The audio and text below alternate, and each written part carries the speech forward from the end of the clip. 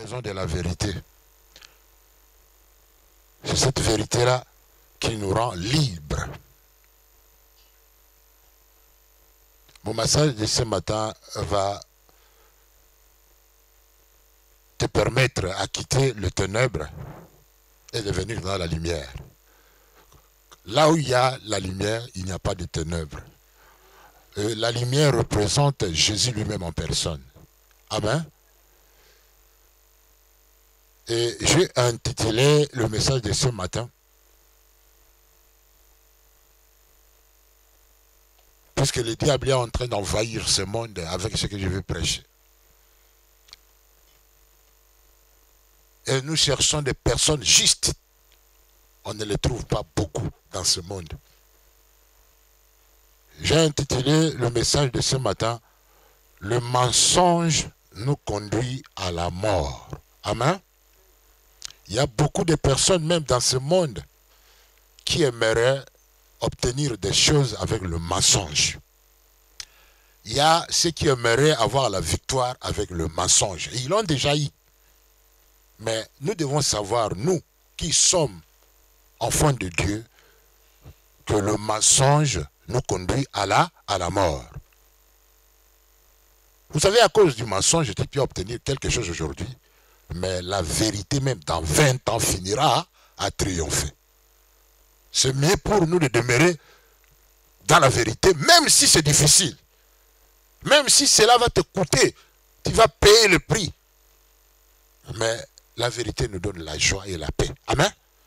Tandis que quand nous demeurons dans le mensonge, nous n'aurons pas la paix en nous. Et tu sais très bien que si tu as obtenu quelque chose par le mensonge, ça va te ronger dans le cœur. Tu n'auras pas la tranquillité, tu auras la culpabilité. Amen. Et voilà pourquoi on nous dit, le mensonge nous conduit à la mort. Amen. Celui qui demeure dans le mensonge, il est du diable. Dieu connaît l'état de nos cœurs. Et la Bible nous dit, on ne se manque pas de Dieu. Ce qu'un homme aura semé, il est le moissonneur. Quelqu'un nous lit dans Galates chapitre 6, verset 7 à 9. Le mensonge. Il y a beaucoup de menteurs aujourd'hui dans le monde. Il y a peu de personnes qui disent la vérité. Mais Dieu aimerait que nous qui sommes de la lumière, nous persévérions dans la vérité. Galates chapitre 6, verset 7 à 9. Quelqu'un nous lit verset 7, oui. Alléluia. Je suis en train de parler à quelqu'un. Oui. Je suis en train d'édifier quelqu'un ici dans cette salle. Alléluia. Ça va te libérer. Puisque tu vas prendre la décision après ce message de demeurer dans la vérité. Et rien que dans la vérité. Galates 6, 7. Oui, quelqu'un? Oui, mon frère.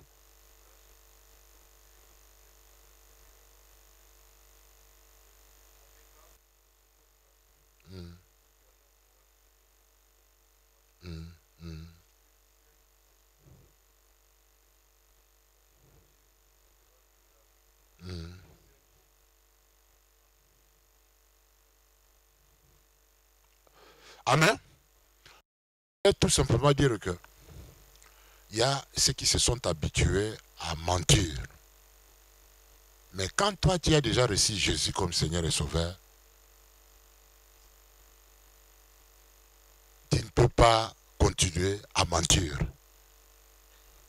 On ne se manque pas de Dieu. Ce qu'un homme aura semé dans sa vie, il va le moissonner un jour. À cause de ton mensonge, tu as obtenu peut-être de l'argent. À cause de ton mensonge, tu t'es marié. À cause de ton mensonge, tu as fait beaucoup de choses. Mais je pense qu'en obtenant les choses par le mensonge, tu auras la culpabilité en toi. Tu n'auras pas la joie, la paix. Parce que tu sais très bien que tu avais menti pour avoir ce que toi tu as maintenant. Le mensonge est du diable.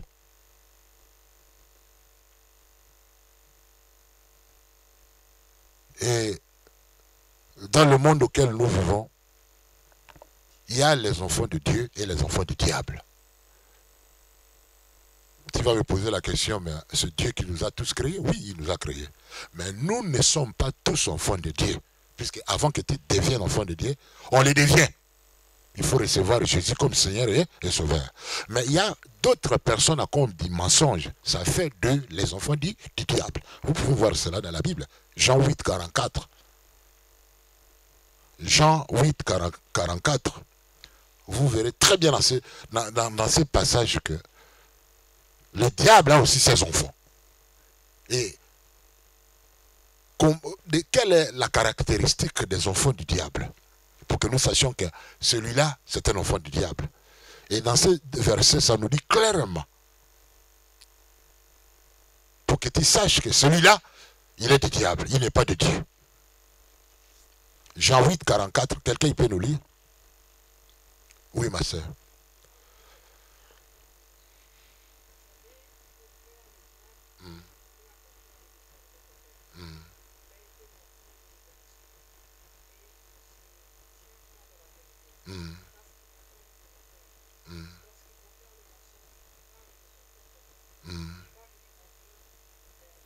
Amen. Vous avez vu? Donc il y a d'autres personnes qui sont appelées enfants du diable. Pourquoi? Parce qu'ils demeurent dans les mensonges. Vous savez, tu peux être en couple et tu vois ton mari revenir du boulot, il te dit, ta femme te pose la question, tu étais où? Et tu dis non, j'étais ici, j'étais là au supermarché pour acheter quelque chose, mais dans ton intérieur, tu sais là où tu étais. Alléluia. Il y a d'autres femmes, seulement ils t'observent, ils disent, regarde ce menteur. Donc, Dieu il te donne même la sagesse de lire le cœur de quelqu'un. Quand on a le Saint-Esprit, on peut connaître le cœur d'une personne. Quelqu'un, quand il te ment, tu sais qu'il te ment. Et quand il te dit la vérité, tu sais qu'il te dit la vérité. Parce que tu as le Saint-Esprit. L'esprit de vérité. Et ceux qui demeurent, ceux qui persistent dans les mensonges, ils ont pour père le diable. Et ils sont en train d'accomplir le désir de leur papa. Dites avec moi, moi je n'ai pas comme père le diable. Mon père à moi, c'est Dieu qui a créé le ciel et la terre. Il faut refuser d'être appelé enfant du diable. La qualité pour qu'on sache que quelqu'un a comme père le diable, c'est le mensonge. Quand quelqu'un, il parle, il dit les mensonges et il persiste dans le mensonge, il est du diable. Je sais que la vérité, ça coûte, mais c'est mieux de demeurer dans la vérité que dans le mensonge. Parce que quand on est dans la vérité, on a le cœur tranquille. Est-ce que tu m'écoutes? Voilà pourquoi Dieu m'a conduit à prêcher ce message aujourd'hui, puisqu'on nous dit, le mensonge nous conduit à la mort. Il y a beaucoup de personnes. Nous avons des sortes de morts pendant que nous vivons. Il y a la mort physique et la mort spirituelle. Amen. Là, nous sommes vivants physiquement. Nous avons le souffle de Dieu. Mais quand quelqu'un, il est dans le mensonge, il est mort spirituellement. Il n'est pas en communion avec son Dieu. Et nous avons dans nos églises beaucoup de menteurs. Mais fournis l'effort, mon frère. Fournis l'effort, ma sœur, de ne pas demeurer dans cet état. Faites les années conscientes personnelles, telles que tu me regardes. Qu'est-ce qui fait de toi enfant de Dieu? C'est quand tu demeures dans la vérité. Amen. Et quand tu dis la vérité. Les gens tout autour de toi vont te craindre. Puisqu'ils vont dire que celui-là, quand tu lui dis les choses, il va dévoiler les choses. Amen. Puisqu'il est habitué à parler la vérité, rien que là, la vérité. Il y a des gens qui ne supportent pas les mensonges. Alléluia. Et décide-toi. Veux-tu mourir spirituellement? Te séparer de Dieu? C'est mieux d'obtenir les choses avec la vérité. Amen. Ne demeure pas dans le mensonge. Celui qui est dans le mensonge, il a comme père le diable. il est en train d'accomplir le désir de son Père. Si je vous ai introduit dans ce message, c'est pour vous dire, vous parler de quelque chose d'indispensable. Vous allez voir dans la Bible, dans les textes que nous allons lire, il y a des personnes qui avaient menti Dieu et elles étaient mortes. Amen. À cause du mensonge. Le mensonge est une maladie. Mais quant à moi et toi, nous sommes de Dieu, nous ne pouvons pas demeurer menteurs. Lisons un peu dans ces textes, dans Actes des Apôtres. Écoute ces textes attentivement. Dieu il ne blague pas avec le menteur. Hein. Quand il est dans le menteur, Dieu peut te tuer à cause de cela. Actes des Apôtres, chapitre 5, versets 1 à 11. Il y a beaucoup de personnes qui seront délivrées ce matin du mensonge. Même toi qui me regardes au Facebook, en direct, tu me regardes en Chine, tu me regardes à Kinshasa, tu me regardes là, à travers la France. Le mensonge est du diable, mais la vérité est de Dieu. Et quitte le mensonge pour vivre une vie tranquille avec Dieu. Actes des Apôtres, chapitre 5, versets 1 à 11.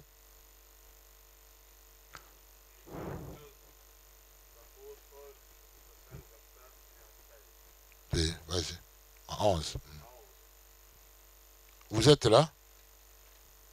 Écoute attentivement ce texte. Hein. Cependant, un homme appelé Ananias, avec Saphira sa femme, vendit une propriété et garda une partie en accord avec sa femme. Il apporta le reste et le déposa aux pieds des apôtres. Pierre lui dit, Ananias, pourquoi Satan a-t-il rempli ton cœur au point que tu aies menti au Saint-Esprit et gardé une partie du prix du champ? S'il n'avait pas été vendu, ne te restait-il pas?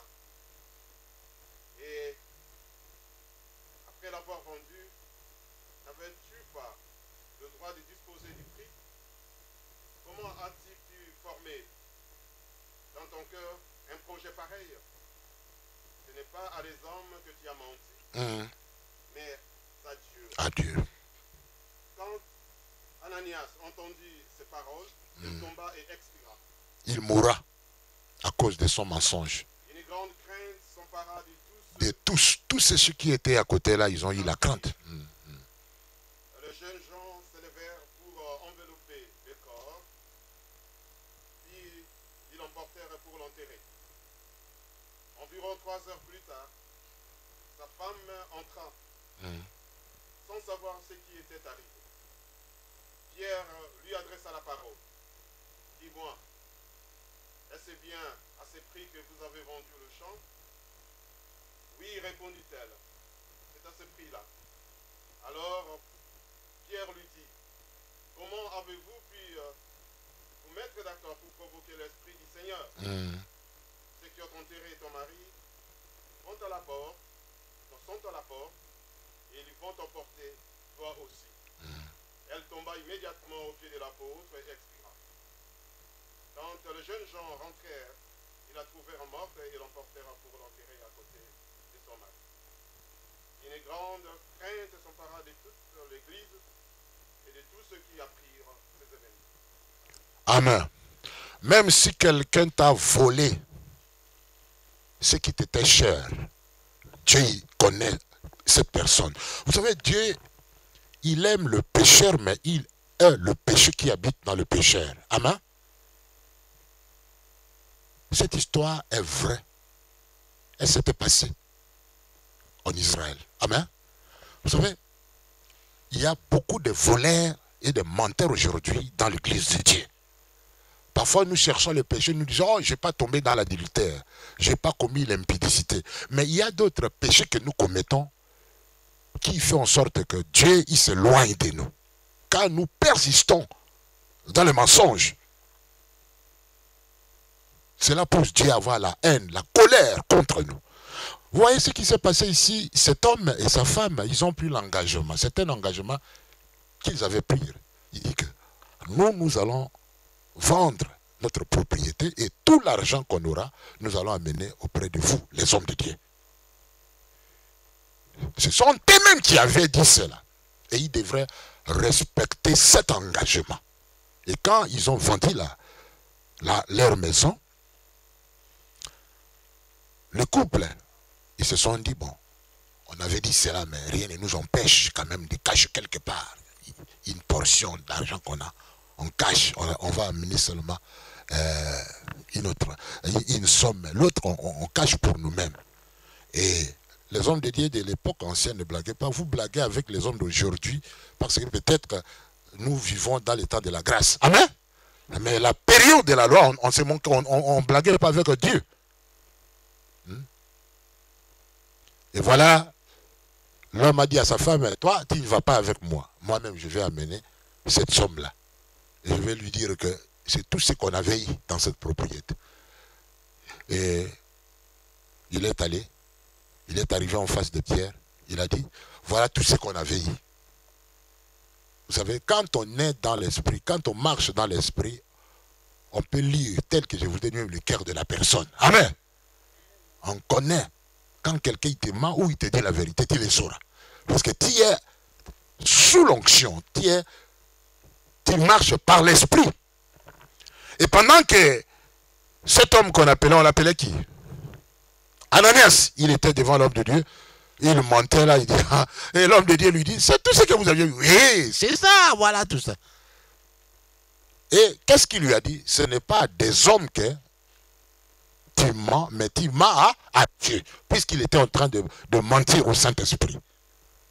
Faisons attention aux mensonges. Amen. Les mensonges nous conduisent à la mort. Il y a beaucoup de cadavres aujourd'hui spirituels, même si vous vivez. Et moi, je vous prêche cette parole parce que j'aimerais que vous puissiez vous confesser aujourd'hui pour que vous reveniez à la vie. Amen.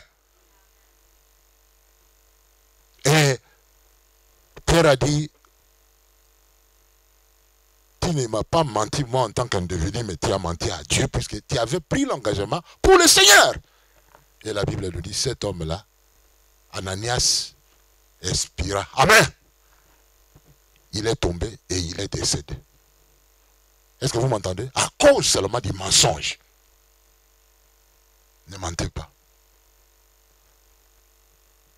Ne prenez pas des engagements à la légère. Amen. Si tu t'engages à faire quelque chose, obéis et accomplis ton vœu pour que tu voies la main de Dieu. Alléluia. Il y a des interdits, il y a des choses qu'on ne peut pas toucher. C'est que Dieu nous a ordonné de le faire. Si nous touchons à cela, nous sommes maudits. Alléluia. Est-ce que vous m'entendez? Dieu il nous bénit, mais Dieu il a sa part.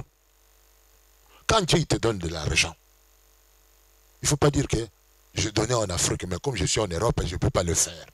Le même Dieu qu'on a servi en Afrique, c'est le même Dieu ici en Europe. Est-ce que tu m'entends? Dieu il regarde nos cœurs. Si Dieu il te bénit, la part qui revient à Dieu, c'est la dîme. Vous connaissez la dîme? La dîme, c'est 1/10 de ce que nous devons à Dieu. Et beaucoup, vous savez que la dîme, c'est une personne. Amen. La dîme parle. Amen. La dîme, dans la dîme, il y a beaucoup de bénédictions. Alléluia. Mais les gens ne le savent pas. Comment toi tu peux mentir Dieu? Comment toi tu peux dire que oh, je travaille mais j'ai trop de problèmes? Amen. Celui qui te donne cet argent-là, celui qui te donne les souffles, il faut lui donner la place qui lui revient. Amen. Il doit y aller là-bas. Et il est venu. Et quand il est arrivé, il ne savait pas qu'on a déjà enterré son mari. Alléluia. Il dit, Pierre, quoi? Où est mon mari? Est-ce que vous avez eu l'argent qu'on t'a donné? Pierre a dit, toi aussi, tu as le même langage. Il dit, les gens qui viennent d'enterrer ton mari, ils vont t'enterrer toi aussi. Alléluia. À cause du mensonge, on dit, Saphir à sa femme tomba aussi et elle décéda. À cause du mensonge. Évite le mensonge. Si tu veux que Dieu te bénisse, si tu aimerais que Dieu fasse des choses avec toi, sois une personne qui dit la vérité. Il y a d'autres choses, parfois, nous disons que bon, j'ai tout abandonné, je ne connais pas le péché, mais pourquoi mes affaires ne marchent pas? Vous ne savez pas que la partie là qui revient à Dieu, la dîme, c'est l'une des parties la plus importante qui nous empêche d'avoir beaucoup de bénédictions. Et si tu ne le fais pas, il faut savoir t'humilier et demander pardon à Dieu. Alléluia. Pour que le Seigneur te revisite encore. Alléluia. Beaucoup de personnes ont été bénies ici en Europe. Ils ont eu des choses. Mais dans tout ce qu'ils ont eu, Dieu, il n'a pas sa part. Et c'est regrettable quand ils mettent le Seigneur en dehors de ta bénédiction. Et c'est un peu même dans ta maison. Donne à Dieu même une chambre si vous avez 3 chambres. Amen. Consacre quelque chose à l'éternel. Si tu mets Dieu à la première position, lui également, il va faire de toi priorité. Est-ce que tu m'écoutes? Le problème est que nous reléguons Dieu à la 5e position, à la 3e position. Peut-être tu as une nana ou une femme là, une dame que tu aimes beaucoup. Elle a pris la place de Dieu dans ta vie. Quand tu obtiens ton salaire, c'est à lui que tu dépenses, mais tu ne penses même pas à Dieu. Alléluia.